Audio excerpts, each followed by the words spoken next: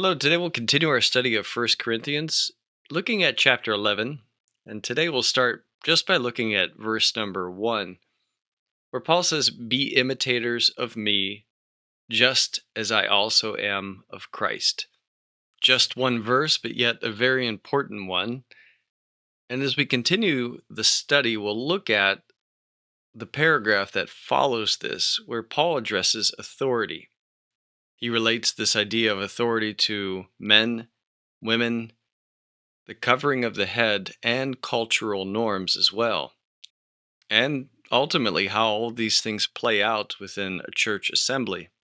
To conclude the chapter, he addresses the way in which the Corinthian church was conducting the Lord's Supper. But for now, again, we'll just look at verse 1. This idea of imitating Paul just as he imitated Christ.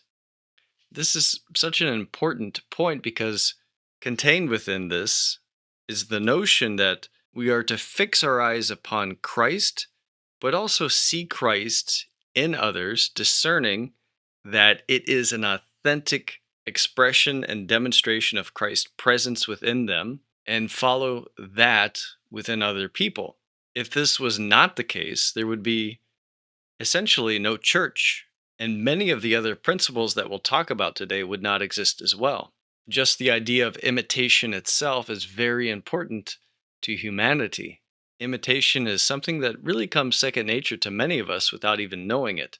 So we'll start by looking at the opposite, which is imitating the world or darkness or sin.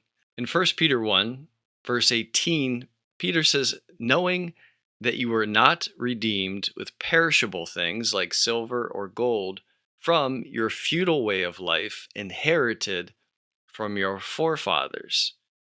So, this is what oftentimes people refer to as a generational curse. It is true of all sin inherited from Adam and Eve, but also in a more immediate sense from direct family members, an extended family, and generations of family who oftentimes ignorantly pass down this futile way of life or this empty way of life. We can often imitate this without even realizing it or demonstrate it to future generations while again being ignorant of the consequences. This is also true in the world and as part of our culture. Again, 1 Peter chapter 4 this time in verse 3 says, "For the time past is sufficient for you to have carried out the desire of the Gentiles, having pursued a course of indecent behavior, lusts, drunkenness, carousing, drinking parties, and wanton idolatries. In all of this, they are surprised that you do not run with them in the same excesses of debauchery, and they slander you, but they will give an account to him who is ready to judge the living and the dead."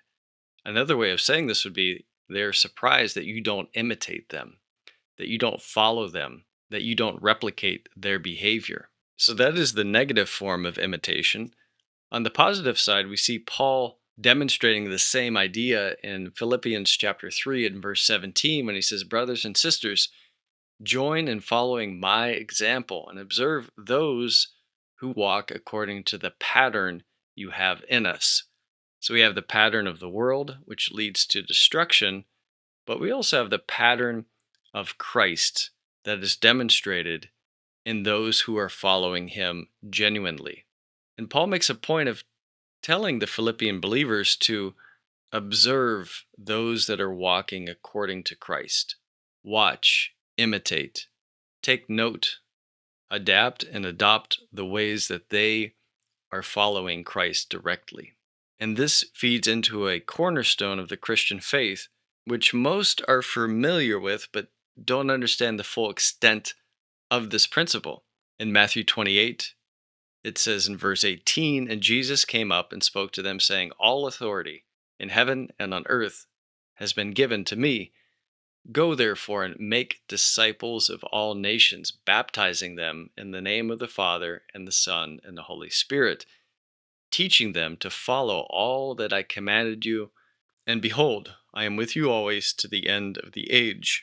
This portion, often referred to as the Great Commission, many simply take as a command to go and to share the gospel with others, but it goes far beyond that.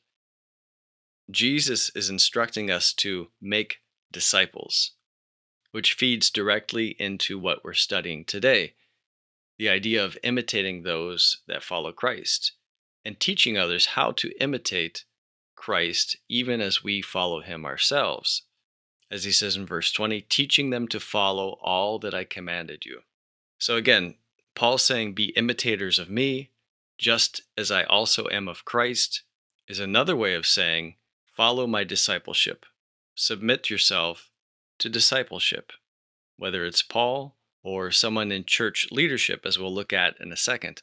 This is found in Ephesians 4, starting at verse 11, where Paul says, and he gave some as apostles, some as prophets, some as evangelists, some as pastors and teachers, for the equipping of the saints for the work of ministry, for the building up of the body, until we all attain to the unity of the faith and the knowledge of the Son of God, to a mature man, to the measure of the stature which belongs to the fullness of Christ.